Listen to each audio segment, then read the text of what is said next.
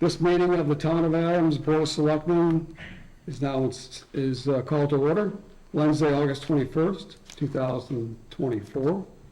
Could everyone please stand and join the board in reciting the Pledge of Allegiance?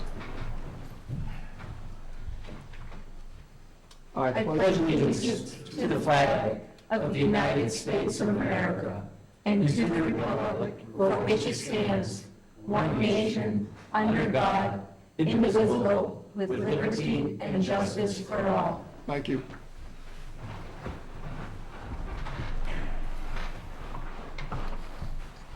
Let's make an announcement that this meeting is being recorded and televised live on Northern Berkshire Community TV and is available on channel 1303.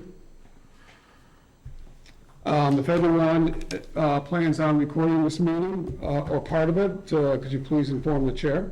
We have the Berkshires, and that is it. Okay, thank you. Next, we have approval of minutes. We have two sets this evening. The first one is July 17th, 2024. What is the board's pleasure? Mr. Chair, I'll make a motion to waive the reading of the minutes and approve them as submitted for July 17th, 2024. Motion by Christine. Do we have a second? I'll second. Second by Ann. Any further discussion? Yeah, I just have two small corrections. Sure, go ahead, Joe. Okay, page 4, under request to suspend parking control meter collection. Park Street will be paved in early August. August should have been capitalized, the A. And then down where seasonal labor with the Department of Public Works, the name was Ryan, and in a bold print, it's spelled improperly. Nope, that's the proper spelling of his name, R-Y-E-N. Well, then you got it wrong, and farther down when it says Vice Chair Hoyt made a motion to approve the appointment of Ryan, you have R-Y-A-N there, so I wasn't sure which one was correct. Got it, thank you. You're welcome. Okay, anything else?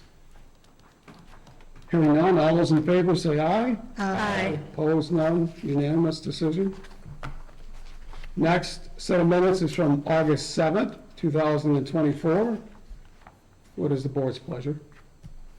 Mr. Chair, I'll go ahead and make a motion to waive the reading of the minutes and approve them as submitted for August 7th, 2024. Motion by Christine, do we have a second? I'll second. Second by Ann. Any comments, corrections? Hearing none, all those in favor say aye. Aye. Opposed, and one abstention.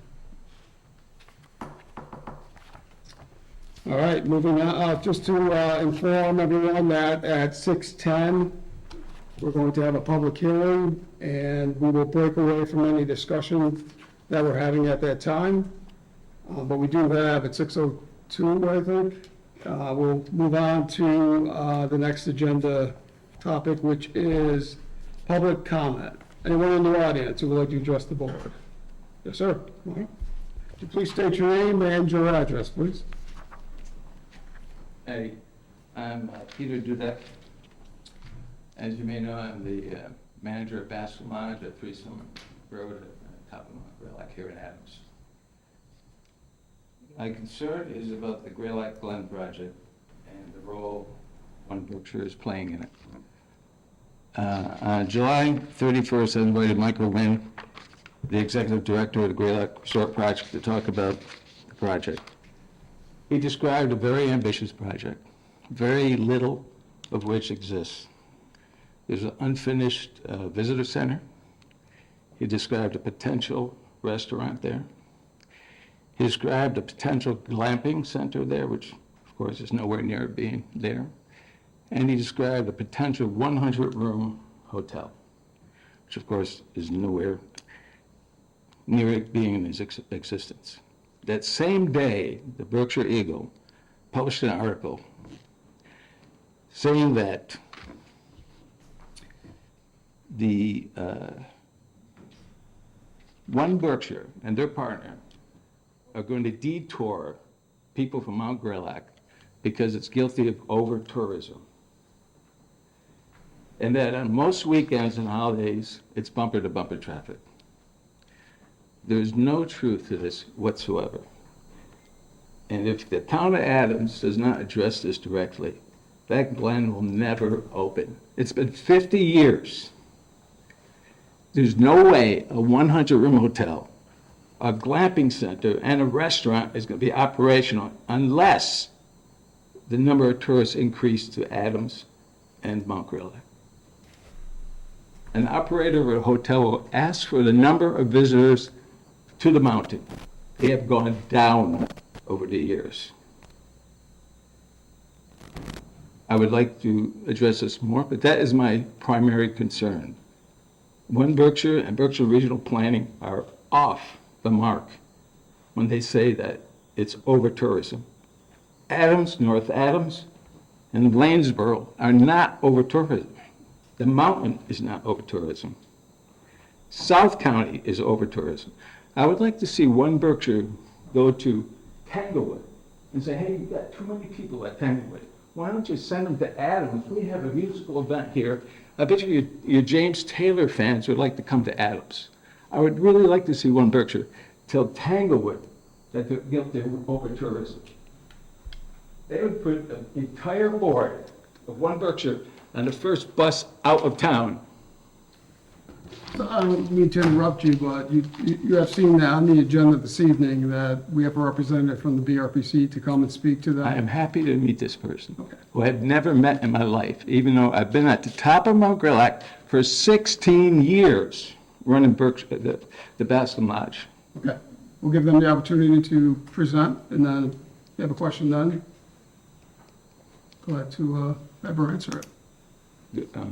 Yeah, I have a question. How many holidays and weekends this year have been bumper-to-bumper traffic on Mount Grellic?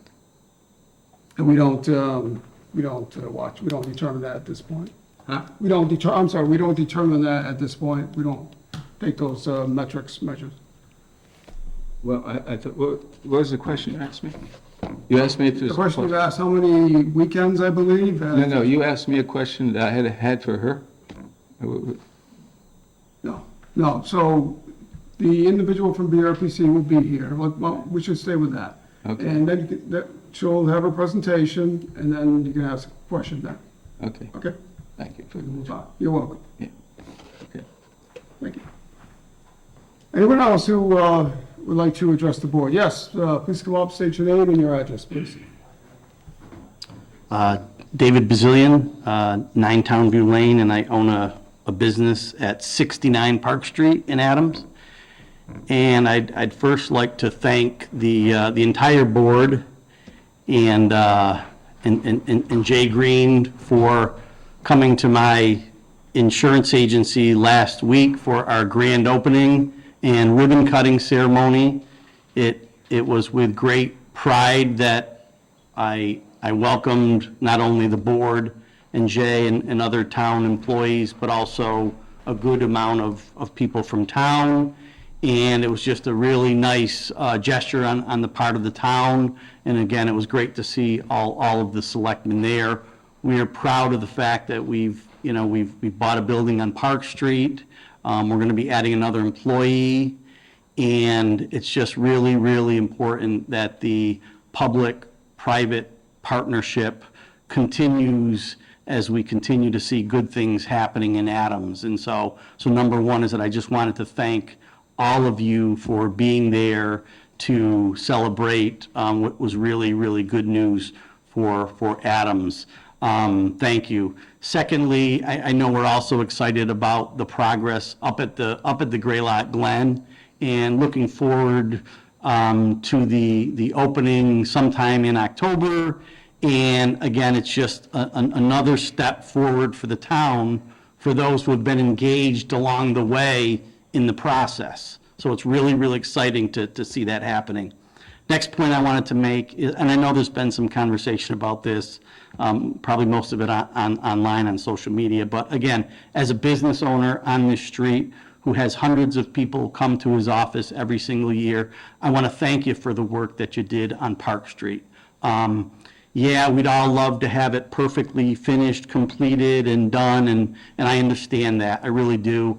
But I also understand that's a lot of money.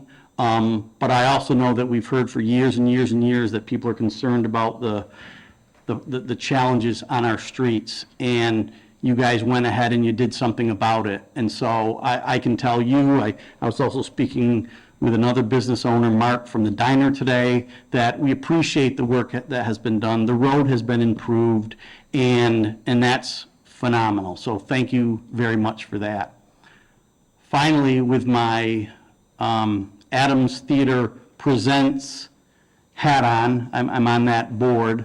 I also want to welcome, invite, and encourage everybody in town to get to a show when you can.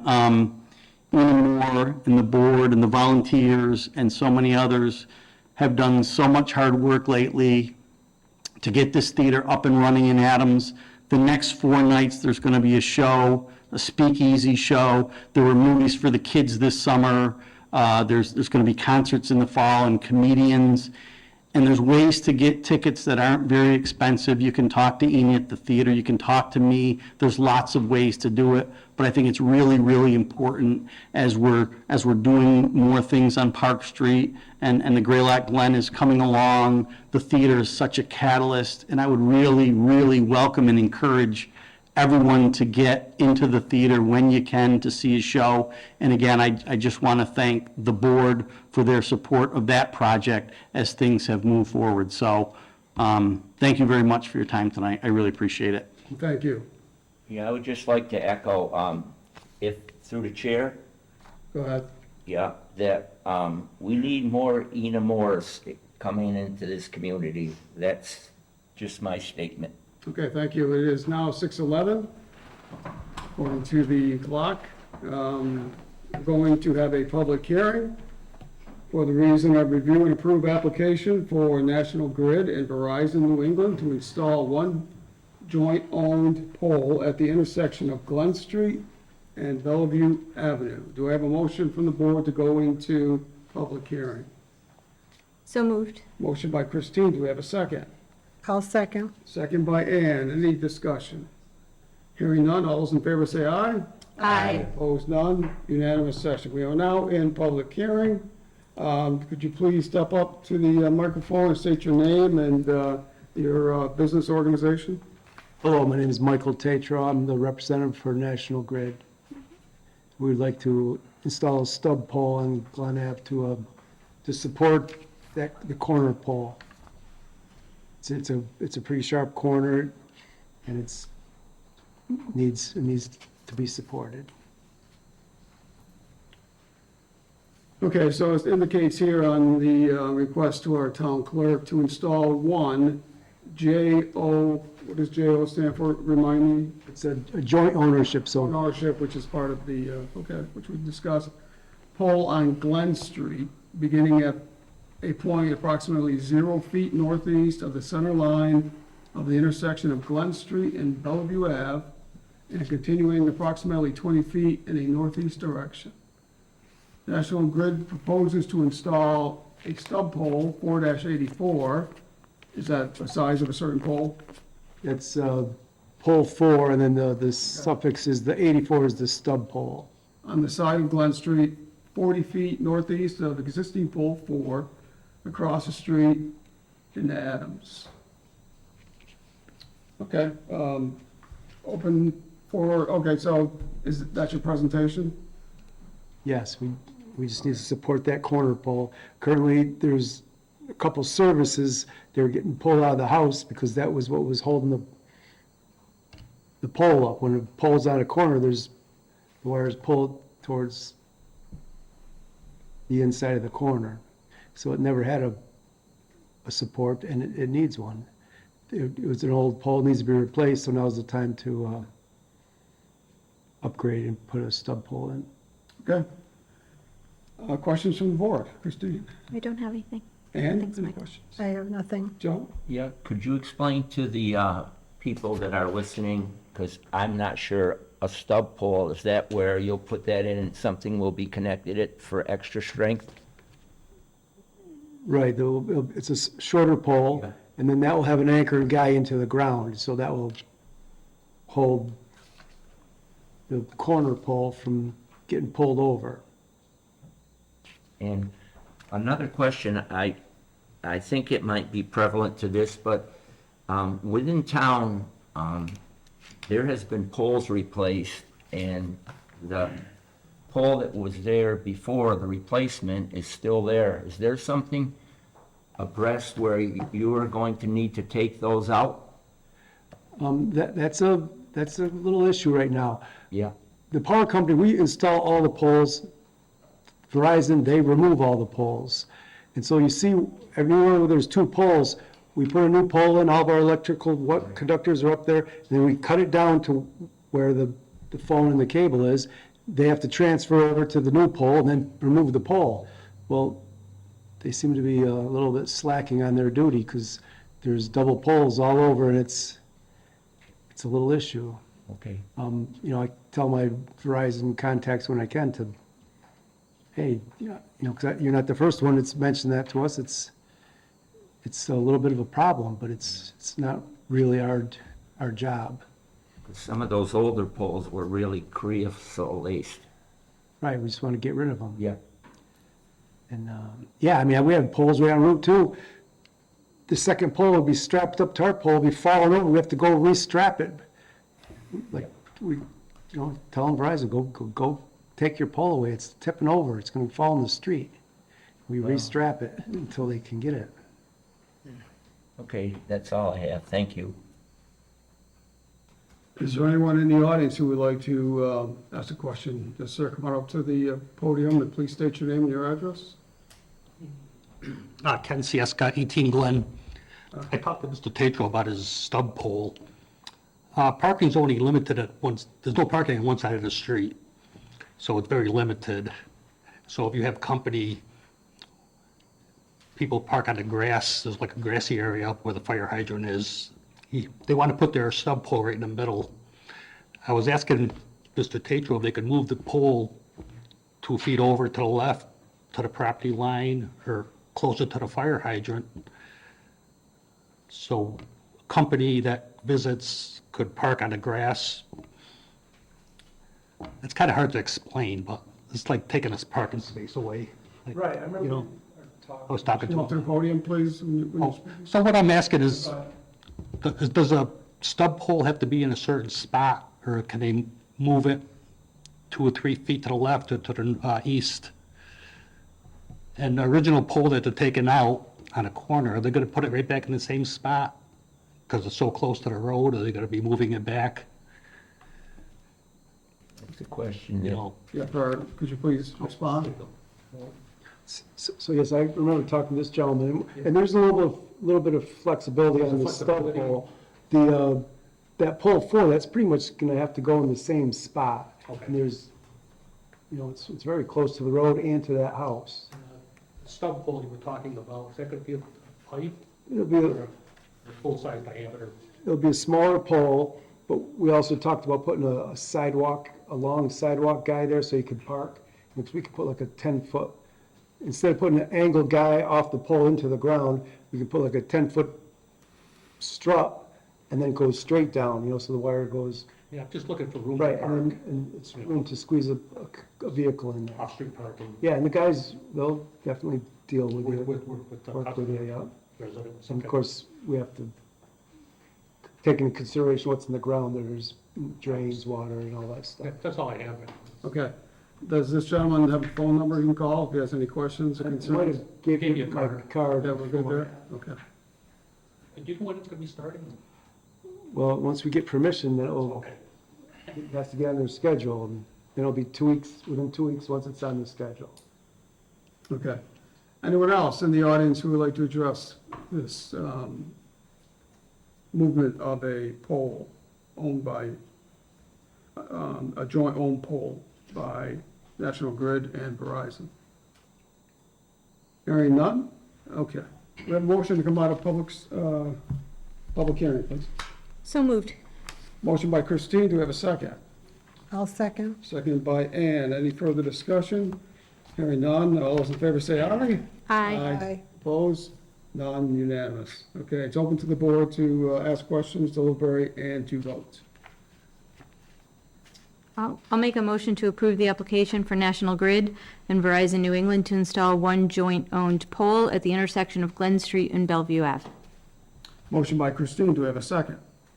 I'll second. Second by Ann. Any further discussion? Hearing none, all those in favor say aye. Aye. Opposed, none, unanimous decision. You're all set, good to go. Thank you very much. Thank you. Okay, I want to make sure, go back to item number 3, no, where am I? 5, sorry. I'll get it right one way or the other. Of the agenda, item 5, anyone else who would like to address the board on their public comment? Okay, hearing none, we're going to move along. Okay, new business. A, Hoosick Valley Regional School District budget update. We have Superintendent Aaron Dean from the Hoosick Valley Regional School District in attendance. Good evening, everybody. Hi, Aaron. How You can do your Tom Jones imitation for us with that? So the update is we have none.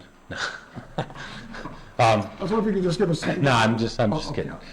So as far as the process goes right now, because the Prop 2.5 override failed, and then Cheshire revisited our budget in a town meeting following that and rejected it at this point in time, it moves to a district-wide vote, which gets set up by the school committee. I met with our A&E committee the other night to kind of map things out, and we have a target date of September 30th for the district-wide meeting. Currently, it would be at the Hoosick Valley High School, and we're thinking 6:30 p.m. That vote's going to take place on Monday with the school committee, so it will be official at that point in time, but I don't know if somebody's going to suggest a time change or whatever on the warrant, but very likely it will be 6:30 p.m. on Monday, September 30th for the district-wide vote. And how that works is essentially it's like a district-wide town meeting. Registered voters from Adams and Cheshire can attend, anybody who is a registered voter, so it's an open meeting for voters. The two town boards have to have a joint meeting, select boards, to select the moderator. But beyond that, the district handles the logistics of the postings, taking the minutes and all of those pieces. And both towns would obviously have to have somebody there to verify that everybody in the room is a registered voter and go through that process. We would present a budget in that meeting. I'm presuming that it's going to be the same budget at this point in time, but that will also be voted on Monday night. And from there, we'll determine if that group votes the budget, then we have a budget moving forward, and we'll catch up in terms of the assessments and all of those pieces logistically. If we don't have a budget out of that, then we have until December 1st to work something out, which might require another district-wide meeting between now and then to make that happen. So I'm hoping that at that point in time we can come to consensus on the budget, and both the towns can move forward with their spending plans and us as well. We're currently on a 1/12 budget, which is not too much of a hindrance at the moment because we're not paying most of our employees yet. Once we get into the school year, we're probably going to have to dip pretty deep into reserves to stay afloat until the December 1st date, and hopefully we'll get some clarity before too long, but that's kind of where things stand right now. Go ahead, Christine. No? Clarifying question. So, Aaron, as you know, we're a representative town meeting, so I want to be clear, like when you say all registered voters, you are talking about All all registered. registered voters? It does not go to a representative town meeting or, okay, Correct, which is interesting when you have Yeah. one town that's a representative and one town that's Right. open. One town is used to being open and the other town is not, so. Correct. So this is an open meeting for voters in both the towns of Adams and Cheshire. okay. We're hoping Hoosick Valley High School auditorium will be plenty of space Okay. for said meeting. So we'll kind of see how that all plays out, but Thanks. Okay, Ann, any questions? I don't think so. Okay, Joe? Yeah, I think this is going to be like the closing of the Cheshire School deja vu again. I think that a lot has to do with deep-seated mindset with the people of Cheshire. And so it's going to be very important because the last time when Cheshire was closed, we had more representatives on the school committee. And the vote was Adams, close it, Cheshire, don't close it. So it's going to be important to, get people there. I'm quite sure that Cheshire there'll be a lot of people. So it's important that this gets out so that people know that it's going to be going on, because it's going to be contentious again. I think it's going to open up a wound that started when the Cheshire School was closed. I think it's going to take at least probably decades before, that's forgotten. So I'm just bringing that up and not asking a question, but just making a point. Yeah, and I think it's too bad that we're still there at this Right. point in time. That decision was before my time, and all I'm trying to do is do the best for the district and best for the students that we have in the district. And we've had to make some shifts in order to deliver what we need to deliver to students, and that unfortunately costs money. And we have a lot of belief in the work that we're doing right now. We've added pre-K programming to the district that wasn't in place, so now all families have access to free pre-K programming. We've added the Pathways programming to really get engagement, and we're making those connections through the middle school. So, I'm looking to make this a vibrant district. I know down the road we're going to have to look for additional partners to join us, and I think it's a lot more appealing to join us if we're a vibrant district that's looking for partners than a struggling district that is just trying to stay afloat. So that's kind of where we are at this stage in the game, and when I came into this job, I said I wanted to create some stability and find a way to move this district forward, and I'm still committed and I'm still here, and that's what I intend to do. And I hope people back the work that we're doing. So. You may not know this yet, but I'm curious in regards to, this is the first time we've got to this point, Yeah. as far as I believe. And a moderator is chosen between the two boards of selectmen. How would that process work? I'm not sure if that has been brought up yet, Yeah. but I was just curious. The two boards together would choose a moderator to run the meeting. So I would think it would be one of the moderators for either town meeting. Okay. And I mean, it simply has to be a mutual agreement that, okay, we agree this person can and should do it. So I mean, that will be an interesting conversation in itself, I guess. Okay. And the other question, again, you may not know the answer, but I know the way Cheshire votes, and when they vote at their town meetings, they have cards they hold up, paper, whatever, it's different from what we do. Yep. And we have an elected town meeting, 150 members.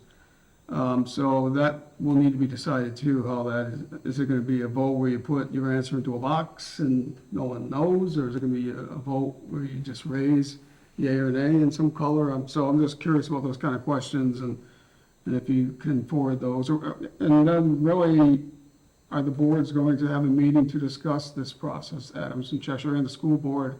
Is that in the near future too? Yeah. To get all these things straightened out, ready to go, so we can have a smooth meeting? Yeah, I mean- As much as you can. Yeah, I mean, I think at this point in time, we're going to have to determine when that joint meeting is. Okay. And work through all of those logistics that you just spoke of. I think in terms of procedure, I mean, common procedure for town meeting, I think would be, we're typically Robert's rules, right? And you're not going to go to a secret ballot vote without some kind of motion to do that. So I think there has to be some discussion about where we're going to go and what people will be looking to do. I mean, Okay. procedurally, and I've talked with some people on the state. I have some contacts of other people in the state that have gone through this type of meeting that I'm going to reach out to. I have a district council who's also going to advise us and kind of can help with that process as well. So plenty of heads to put together in order to try to make this as successful as we can.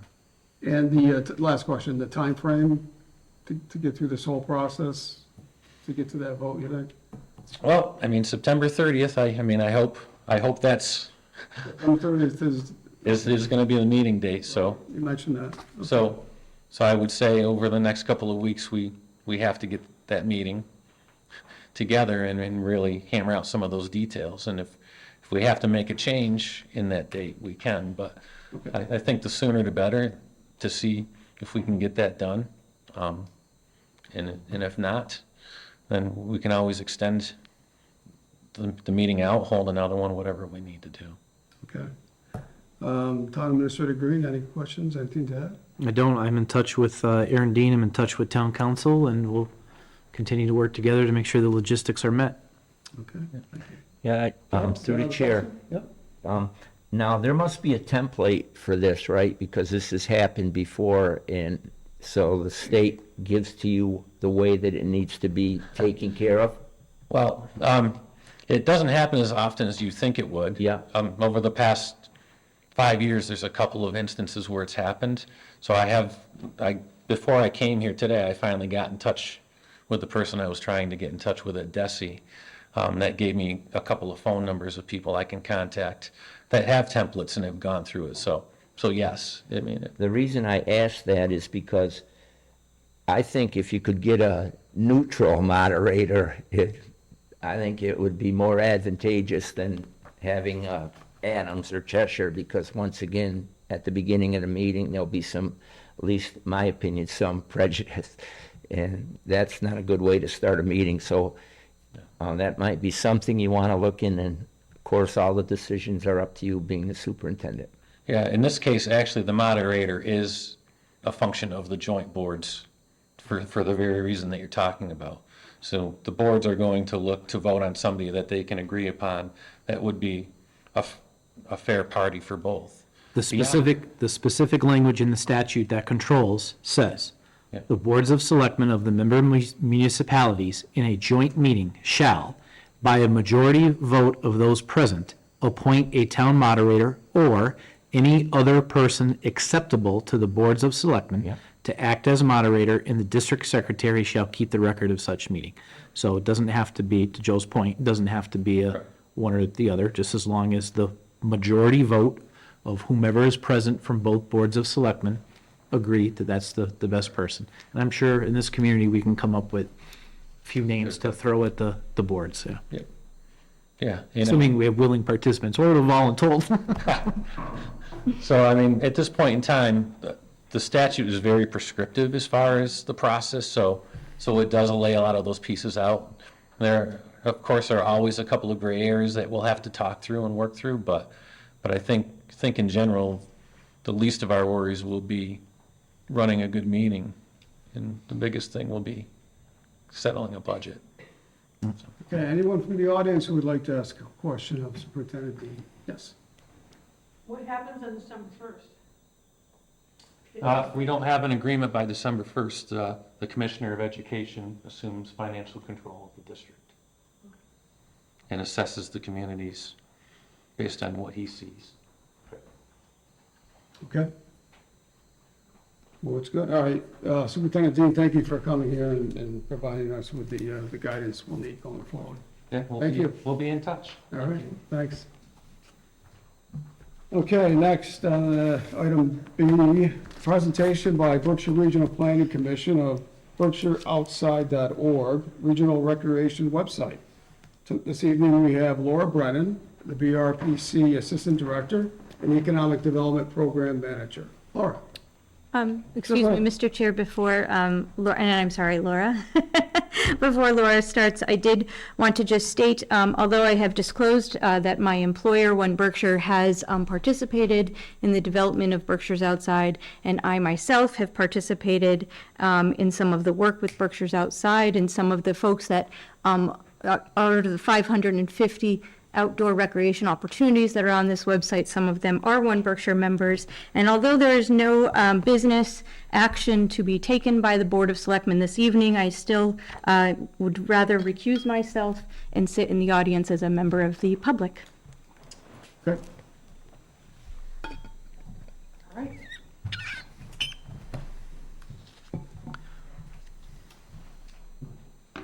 Can the television pick up that screen? Thank you. So make sure that my mouse is going to work on this side. I see it, Laura. You see it? Yeah, Okay. yeah. We might struggle a little bit on this surface with the mouse, but I would like to try and give you a little bit of a tour. So I'll start by, again, introducing myself. I'm Laura Brennan. I am the Assistant Director and Economic Development Program Manager at Berkshire Regional Planning Commission. I have been with the commission for about 7 years, and outdoor recreation has been a significant part of my work there, in particular over the last 4 or so years. I'm going to, before I get into the website project itself, share a little bit of background. In 2020, BRPC published an outdoor recreation plan for Berkshire County. The effort had taken about a year. The process involved inventorying access points and outdoor recreation assets throughout all 32 municipalities of the county. We conducted several interviews with stakeholders, whether they be land managers or outdoor rec retailers or other either nonprofit or for-profit entities. We conducted a public survey that received over 2,000 responses. We held public information sessions in very early 2020, before we were unable to do that for a little while. Had great participation in that.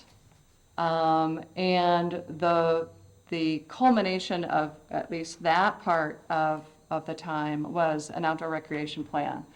I've brought along a hard copy to leave behind if anyone is interested in taking a look at that.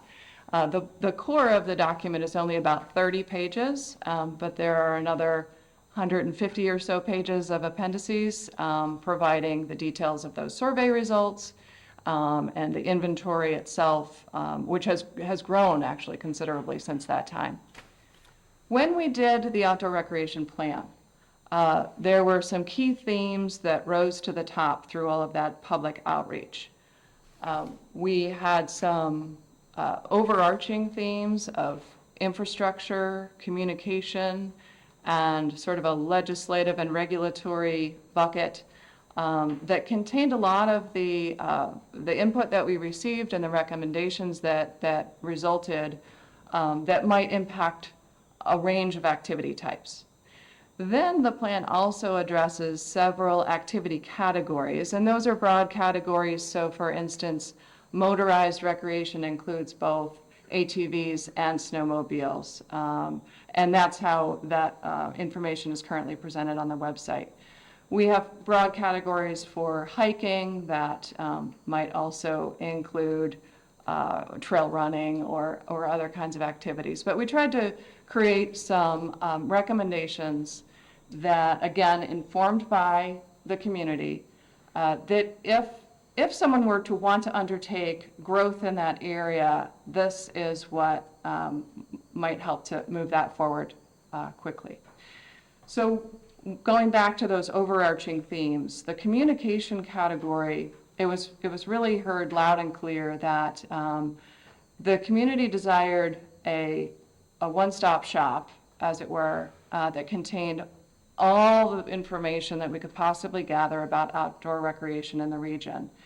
Before the existence of this website, if you wanted to learn about trails, you had to go to the websites of every single land manager and learn directly from them. And we still want people to visit the websites of the land managers, but we want to be a portal out to those, and we want to invite people to explore more of what we have in the region. One Berkshire, as the state designated destination marketing organization, does the management of berkshires.org. And that website is much more comprehensive in that it contains lodging and shopping and dining and outdoor recreation, but not the kind of detail that we were looking to provide. So what we ended up doing, and this is jumping ahead now a couple of years, is after securing funds from the state, we undertook this project to create a companion website to berkshires.org. Now, that money could have flowed into a different organization, but as the authors of the outdoor recreation plan, we were the recipients of the money to build a website born of the recommendations of the plan. And so we undertook that as Berkshire Regional Planning Commission. We continued to build on the inventory that we had created. The full inventory of outdoor recreation access points is actually a little bit larger than what's shown here. We currently have 575 assets shown, but we have the option to suppress some if their owners ask us to. So for instance, school districts have asked us to not display playgrounds that are at on the property of schools, so that we don't encourage non-students to use those spaces if that's what the schools want. So that's an example of what might not show up on this website. But nearly 600 assets. And the idea really of all of this work is to elevate outdoor recreation as a reason to come to the Berkshires. Whether that's as a visitor or as a resident, it is displaying how much we have to offer here and how much outdoor recreation contributes to our quality of life. It is, as I said, a companion piece to what One Berkshire is already doing through their website to promote the region. And there are several ways in which those two websites interact. I won't get into the details of that, but they're tied together very well. They refer traffic back and forth to one another. And it is now seen as an example that other regions in Massachusetts are looking to emulate. So Massachusetts has a new Office of Outdoor Recreation that was only established within the last couple of years. We're in regular contact with the director of that office, and he is working towards finding ways for other RTCs and RPAs to work together and present similar kinds of websites for their own regions. So we're very proud of the work. We feel that it is beneficial to anyone who is involved in the outdoor recreation industry here in the Berkshires. And we have just received a second phase 2 grant from the state in order to make improvements, to expand the number of categories that we're presenting, to make it just even more functional. I'll mention that so far, at least through July 31st, I believe, we've had 43,000 users of the website, and many of those have used it multiple times, because I think we've had about 67,000 sessions. And that's over the course of 7 months. We launched on January 1st. So I can pause there and see if there are any questions from members of the Selectmen. Any questions up to this point? Are you you're gonna go through the website? Yes, I can do that. I'll just quickly, and I think I may need to do that from that seat, if that's okay, because I Sure. think I need to, That's fine. okay. There's a Doesn't microphone seem there, to be- Laura. There's a microphone right there for you. Okay, great. All right. So I described a little bit about the structure. A user of this website can search by activity type. This just gives you a bit of a sense of all the sub-activities that are contained within the major categories. So under athletics, you have all these different types of field and court sports. Within swimming, we drill down into beaches, guarded beaches, open water, swimming pools, lots and lots of detail here. You can also search by location, so you can select a municipality and look at what's right within that community. But most people probably like likely to interface with the visual component on the homepage and go into a category. Once you're in there, you can use the filters on the left-hand side to look for places that are, for instance, accessible, or allow dogs, or provide EV chargers, have picnicking or parking facilities, have restroom facilities, all sorts of ways that you might hone in on something that's going to be what you're looking for. If I just select the scenic view filter, it's going to remove those hiking assets that don't offer that particular experience, and then you could, from there, choose to select something and learn more. Each asset has a card that provides some images so people will know what to expect when they get there. We'll be looking to get more seasonal range in our photography soon. It will tell you the kinds of activities that are permitted. As during the planning process, we heard a lot about user conflict and the need to be, to do a better job about communicating what is and isn't encouraged or permitted at a given site. Another chance to see sort of the information about accessibility and other features, and then a description. You can look at a map, you can visit the website of the land manager itself. In this case, this property is managed by Berkshire Natural Resources Council. And then you can get directions or share this particular asset through a social media link or email. While you're checking out one asset, you can see what might be nearby. So I think this is very helpful for individuals and families who are visiting from out of the area and might not be familiar, but want to make sure that if they head in one direction, they're going to have options or can fill their day. So that's an example of just one of 575 assets that are listed here. Can you pull up Adams, Laura? Sure. So there are 21 locations listed in Adams. I can use Cheshire Harbor Trail as an example.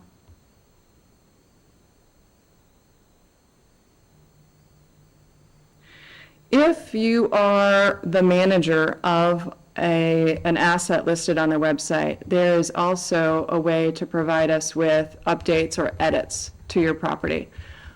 So if you want to ask us for a correction, or if you want to add something, or provide us with more photos, we certainly would welcome that.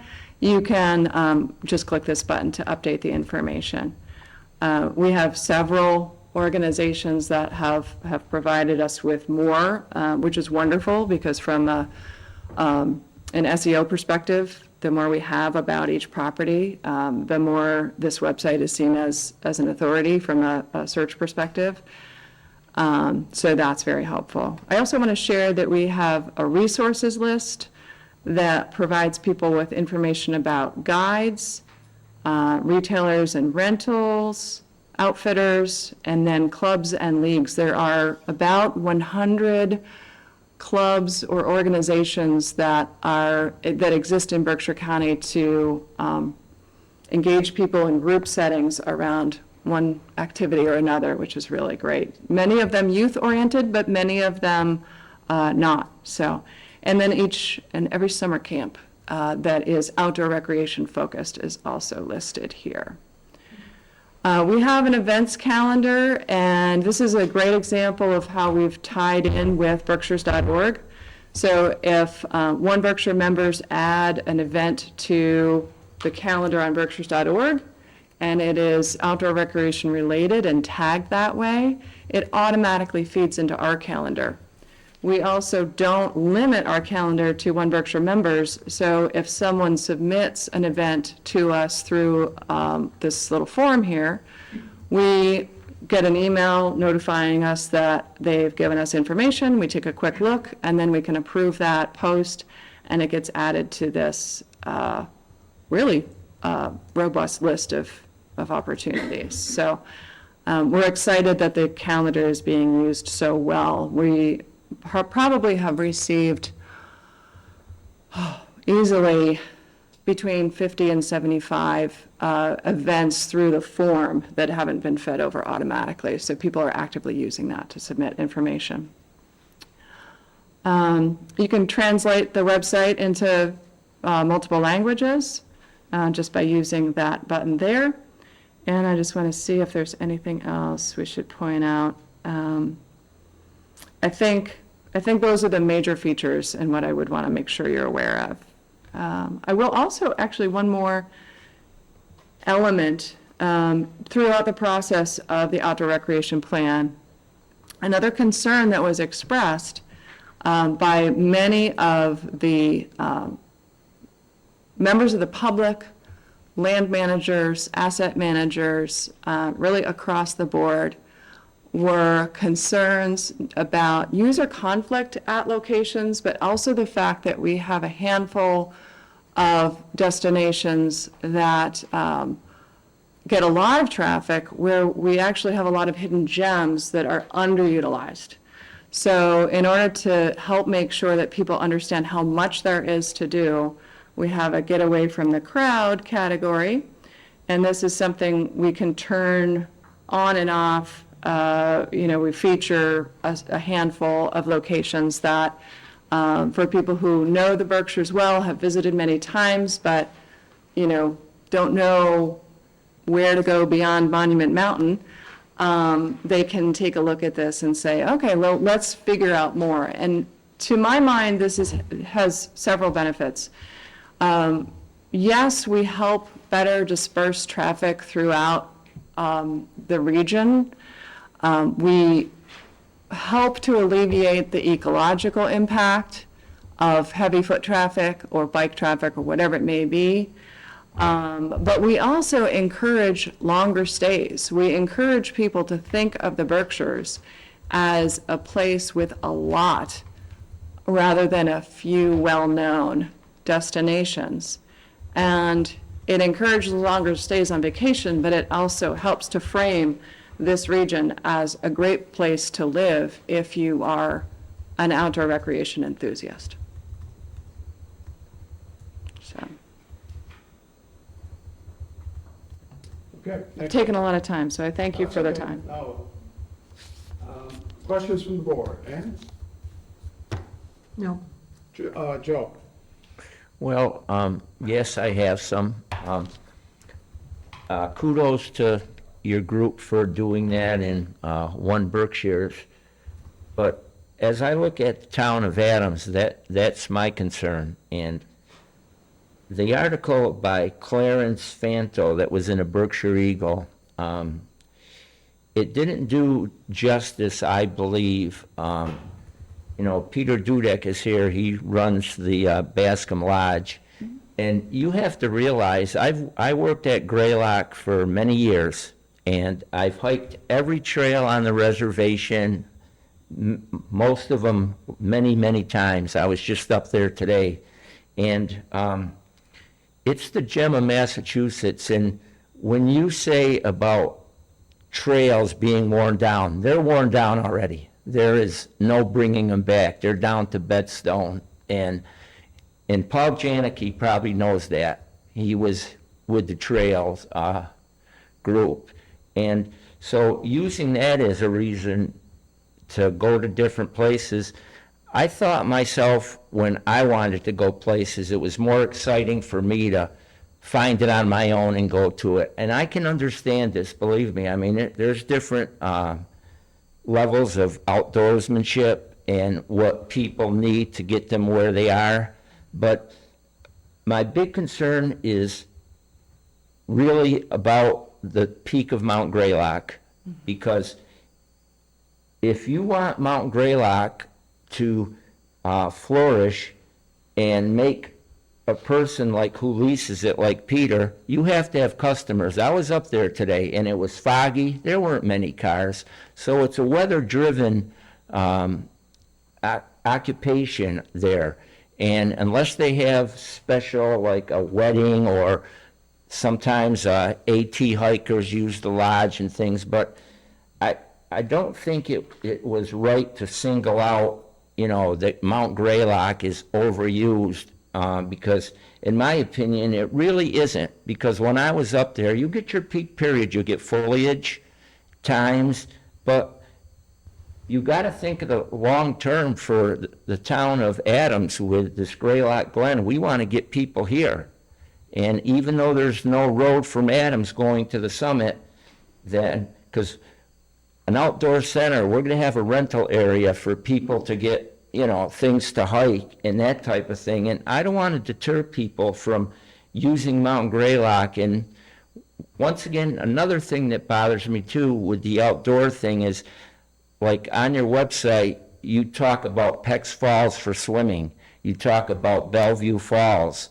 And there's no one there to, like lifeguards. And, and sometimes when you put those out there, you get the wrong type of quote clientele going there, if you can understand what I say, because having worked in the parks for a lot of years, you get what I'll call shitheads, they're going to just go there and they're going to use it to party and that type of thing, and there's no one there like a lifeguard or anything, so that was another concern. And I'll just stop there, and I'm certainly not putting this study down. I believe it's very important, but to just single out a few places like Monument Mountain and Mount Greylock in this article, and to show a picture of the Rambo from 2011, it's a seasonal venue up there. They have to make what they can, and I'll say it one more time, it's weather related. You get a bad weekend and nobody's coming to the summit. The proprietors of Bascom Lodge, they're stuck. They've got bills to pay and that type of thing. So I'm happy of the study. I looked at it extensively. It certainly has a lot of options within it. So it's nothing against the study, but I think it's my perspective. I have to care for Adams, and I have to care for the majestic mountain that Mountain Greylock is. It's the gem of the state of Massachusetts. It's the oldest reservation in the state. So, and that's all of my comments. Thank you. Yeah, I'm happy to provide some responses to that. I appreciate that perspective, absolutely. And I would say that if there are concerns about the article in the Berkshire Eagle, that you should speak with the writer and, express that concern. I have never been interviewed and had the article come out the way I thought it was going to, and I provided whatever information or quotes that so I think there was an over-reliance on the over-tourism theme. I was disappointed to not have the website project as a whole presented for its purpose, which is to really reveal how much we have to offer. I also don't want to deter people from going to Mount Greylock. I want that space to be used responsibly. I want all spaces to see better, more careful, more safe traffic. And I appreciate your concern about the water assets as well. But the point of this project is to display how much we have and how beautiful it all is, and not to detract from any place that's already popular, but to share the range of everything that's here. I shared some of those numbers in terms of users on the site and visits. One of the catch-22s of this is that this website, if anything, is simply going to bring more people to the well-known locations. It will provide more opportunity to learn about them. We hope that people will, because we're able to provide the kind of detail we are, we hope that people will think about when they visit and what they do while they're there and the responsibility that they have to steward those places. But the intent is not to drive people away from anywhere. It's to, really share everything. But I certainly appreciate your perspective on that. Well, thank you very much, and I do respect you for your work. Thank you. Okay, anyone else on the board, any questions? Anyone from the audience would like to ask a question? Yes, sir. Please go up to the podium and state your name and your address again, just for the record, please. Thank you. You're welcome. I'm Peter Dudek, born and raised in Adams, graduated from Adams High School in 1970, the last class. To graduate from that school, and I managed Bascom Lodge on top of Mount Grelak in Adams. No one from this study visited me. I've been managing the lodge for 16 years. Why did you, or anyone, from One Berkshire or the Regional Commission, why did you not visit me? I am certain that we included you in the outreach that we did for the survey that received 2,000 responses. And I could go back and look and see if we requested an interview. As I said, we conducted 60 of them with stakeholders, representative of a wide range of Okay. properties. Who walked into the building from those two organizations? I did not, and Okay. I would not have asked anyone at any other organization to do that on my behalf. Bascom Lodge is not on the website. Why is it not on the website? It is not on this website. You Google Bascom Lodge, it brings you to the park. Why is Bascom Lodge itself not on the website? Because we list outdoor recreation access points such as trailheads, boat launches, beaches. That is, Bascom Lodge is access to many of the trails on Mount Grelak. The Appalachian Trail is maybe 40 feet from the lodge. the structure of this website treats trailheads, boat launches, and beaches as access points, not buildings. According to your organization, Mount Grelak is guilty of over-tourism. I did not, if over-tourism has ever come out of my mouth, it was in direct response to a question from a member of the press. That is not a position that I have taken Your outside of a organization, I'm discussion. asking about your organization. That is their position. Mount Grelak, Monument Mountain, Kennedy Park, over-tourism. I reject that premise. So the article is false. I didn't say the article is false. I said, I reject the premise that my organization is claiming that those locations. The article said there's bumper-to-bumper traffic on most holidays and weekends. We've been open 3 months now. How many bumper-to-bumper traffic days have there been? Have you reached out to the author of the article that you are concerned with? I'm asking you a question. And a question that I don't have the answer to. If anyone should, it would be you. Me, it's zero. It's zero. We've been open 3 months. There is no bumper-to-bumper traffic. Okay, none, zero. Maybe in fall foliage, maybe. The Ramble numbers are down. They're down. They show a picture from 2011, bumper-to-bumper. They're down. When we first opened in 2009, yeah, cars were up there like, and hikers like crazy because the Ramble hadn't happened in a couple of years. But each year, the numbers go down. I go back to Grelak Glen. If your organization in Berkshire, One Berkshire, don't get their act together to drive more people, substantially more people to this town, that Glen project is not happening in my lifetime. All right, thank you. Anyone else?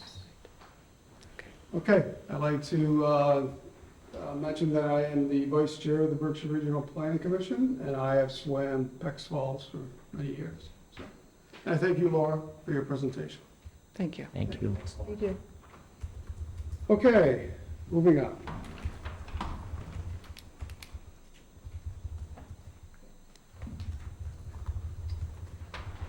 That's right, C, correct? Correct. Vote to designate the Board of Selectmen Chair the authority to approve executive session meeting minutes.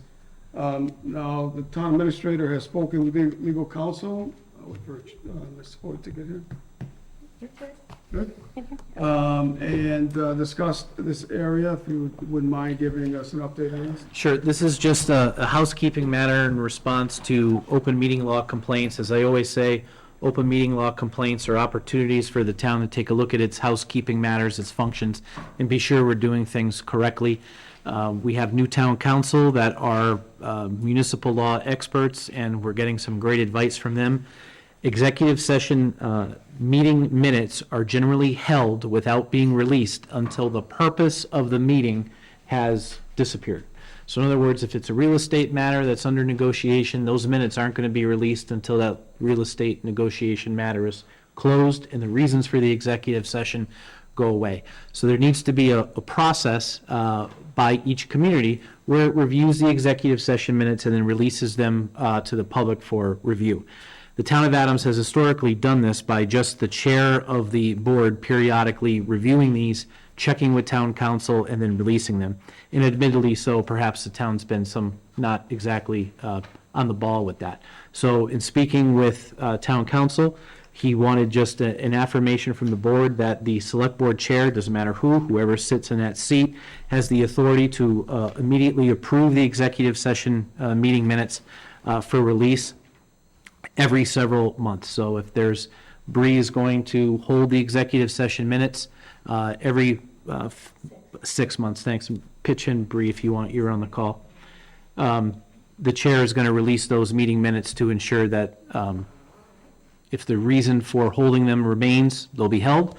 If all of that is gone, they'll be immediately released and posted to the website, just like any other meeting minutes. Did I get all that? Bree, you're in it more than Yeah, I. they should be reviewed every 6 months. Thank you. And then at that point, the chair would determine which sessions minutes are all right to be released and which ones should continue to be held. And obviously, those will be in conjunction or with town council's advice as well.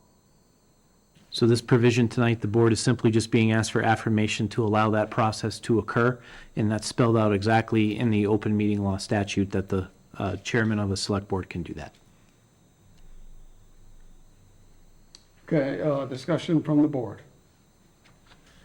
I'll make a motion to designate the Board of Selectmen Chair the authority to approve executive session meeting minutes in consultation with appropriate legal counsel. We have a motion by Christine. Do we have a second? I'll second it. Second by Ann. Any further discussion? Yeah, I just have a question to the town administrator. How has it been done prior to this vote? Exactly in this way, this manner. Just not frequently. Okay, thank you. Any further discussion? Hearing none, all those in favor say aye. Aye. Opposed? None, unanimous decision.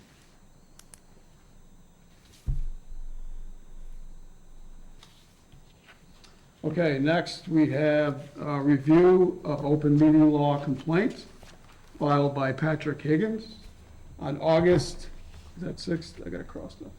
Yes. It's August 6th, 2024, and referral to town council for response. The normal process for these that we receive is to hand over to legal counsel to review and provide a response. What is the board's pleasure? I'll make a motion to refer the most recent open meeting law complaint from Mr. Higgins dated August 6th to town council for review and response on behalf of the Board of Selectmen. Motion by Christine, do we have a second? I'll second it. Second by Ann. Discussion. Yeah, just a quick question. Town council, that is KP now? KP Law. Okay.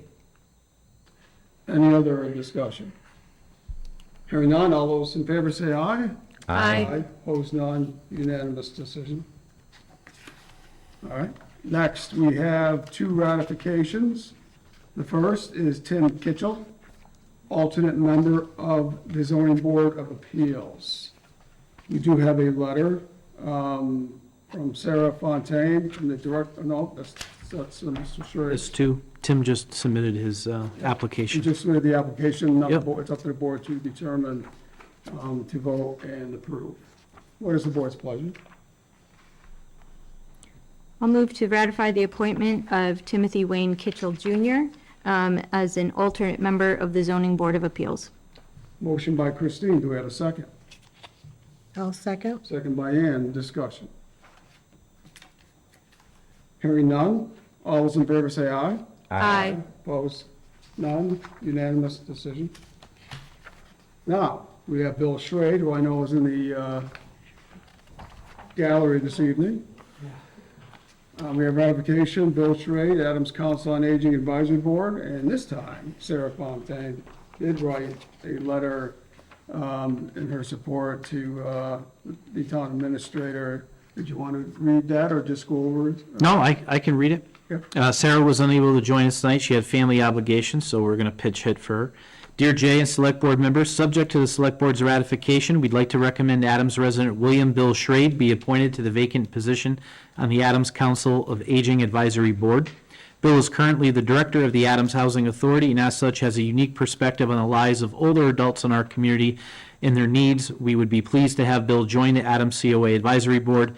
If any additional information is needed regarding this request, please don't hesitate to ask. Respectfully, Sarah B. Fontaine, Director at Adams Council on Aging, and as Sarah's immediate supervisor, and working with Bill, I can certainly wholeheartedly endorse Sarah's, if you want me to, Bill. Okay. Bill does a lot for the community. It'd be great to have him in this position. Okay, what is the board's pleasure? I'll make a motion to ratify the appointment of Bill Schrade to the Adams Council on Aging Advisory Board. Motion by Christine, do we have a second? I'm going to abstain from seconding the Well- motion because I am also on the advisory board. I'll be happy to second that. Thank you. Second by Joe. Any further discussion? Hearing none, all those in favor say aye. Aye. Opposed? Any abstentions? I'll abstain. We have Ann, that's abstaining. Thank you very much, I appreciate it. Thank you, Bill. For this opportunity, and you guys are always welcome to 4 Columbia Street, the Adams Housing Authority, put that pitch in, especially Jay for hot dogs. I was just, as long as you're not cooking. I am cooking September 25th. Oh. And now that I have someone on the board who is my board member, you can put that plug in for the rest of the select. Ann can cook. And this time though, I already have a trick. I've eaten her food for many years, so. You know the trick. I know the trick, but thank you very much. Thank you. Thank you for this opportunity. Thank you. All right, the last item on the new business this evening is to review and approve the one-day public entertainment license for the Walk to End Alzheimer's to be held on Saturday, October 5th, 2024, from 5 a.m. to 2 p.m. at the Adams Visitor Center. Do we have any representation for this? Could you please come up and identify your name and the organization, please? Hi. First of all, I want to thank our town, our administrator, our select people for every year giving us approval. And it's dear to my heart, which you all know. I've been working and advocating for 29 years in my mom's memory. And to have been able to move this to Adams and to envelope all of us has just been an honor, and I appreciate it. And I always bear gifts, so you're all getting a bracelet that says a reason for hope, and we're still looking for a cure, and we're still working on that, and it's not an old person's disease. We have onset of people in their teens, and dementia is what we say now more so than Alzheimer's, because there are so many forms of brain damage is basically what Alzheimer's is.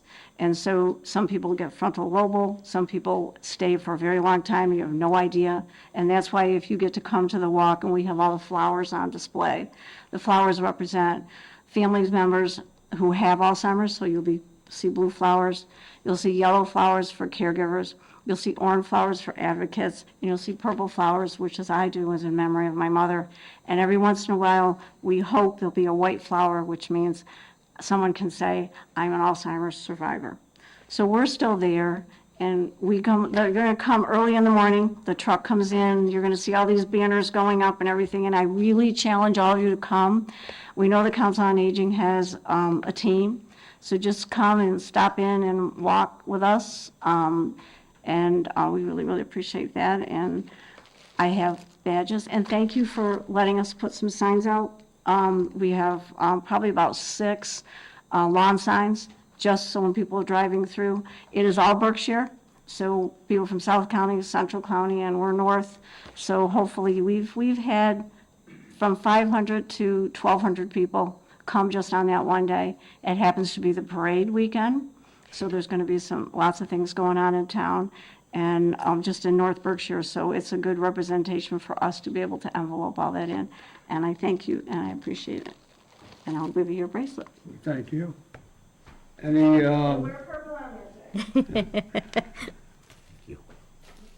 Thanks, Mary. thank you. Thank you, Mary. Any questions from the board for Mary in regards to this activity? Just a thank you for Yeah. all of your organization of this event. I know that I like to stop by each year. Since it's moved to Adams, I know the organizers and the participants really enjoy the space and having the event on the Ashewilticook Trail. And so I thank whoever brought it to Adams and for all of you working on this event. So thanks, Mary. Thank you. Thank you, everybody. Yeah, I'd like to echo what Christine said also. It's an awful thing. I've lost one woman that I know really well. She was very young when it came about, and I know of 2 good friends now that are in the throes of it, and it's just heartbreaking to see it. And it just continues. You still have your bodily functions for a while, but I see particular people, of course, I won't mention their name, and you look at them and you say hi and you get a blank look back, and it's sad because they did so much. I don't know. I just get sad. I'm hoping that something can be done about it. I know there's a lot of research going on, and like he said, I'd like to see everybody with a white flower in time. And that's why it's called the long goodbye. Yeah, It's harder for us than it is for them because they don't know. Right. We do, and so that's why it's called the long goodbye. So Yeah. it's pretty, it's tough for everybody. And there's just, if you have your humor and you can keep people, we always say, it's our language and our hearing. If you keep your hearing good and you keep your language going and you keep people motivated and you get them walking and you get them out and you talk about stories that the old memory stays forever. So when you talk about stories that high school stories or little kid stories or neighborhood stories or aunts and uncle stories, they're in their element and they're using their language. But they can't tell you what they had for breakfast that morning, but they can tell you what they did, when they were juniors in high school. So that's why it's called the long goodbye. But anyway, no, I challenge you all to come, have a walk, just stop by, say hello. And what everyone, I keep trying to explain this, that since I've been doing this for so long, is the Berkshire Walk and all the walks throughout the country, the donations that people give, 80% of it comes back to the communities. So all of the support groups that we have and all of the training that we have, and it comes back. It doesn't go to corporation. It doesn't go to the big wigs, and it stays within your community to help support the families and the people around. So we have twice a month we have workshops where families can go and just talk, and that's the only way and the best way to get through this is to talk with people that are going through the same thing you are. Laugh and cry and keep your humor. Anyway, thank you. Thank you. Do we have a motion from the board to approve? I'll make a motion to approve the one-day public entertainment license for the Walk to End Alzheimer's to be held on Saturday, October 5th, 2024, from 5 a.m. to 2 p.m. at the Adams Visitor Center located at 3 Hoosick Street. Motion by Christine. Do we have a second? I'll second it. Second by Ann. Any further discussion? Hearing none. All those in favor say aye. Aye. Opposed? Unanimous decision. We have one final item on the agenda this evening. It's an announcement. Specialty Minerals Mining Plan Public Hearing. It will be held by the Adams Board of Health on Wednesday, September 4th, 2024, at 4 PM at the Adams Town Hall, which is on the first floor in the mahogany room. Okay, so we made that announcement. Joey, anything you'd like to add to that? No, I'm a liaison, and as long as you made the announcement, and I'm sure it's gonna be on the town's website in due time, so that people are able to see that it's coming up. Okay, So thank you for bringing it up. you're welcome. That's it, to come before the board. Do we have a motion to adjourn? I'll make a motion to adjourn. Motion by Ann, do we have a second? I'll second. Second by Christine. Any further discussion? Hearing none, all those in favor say aye. Aye. Opposed, none. Unanimous. This meeting has ended. Are there anything to say?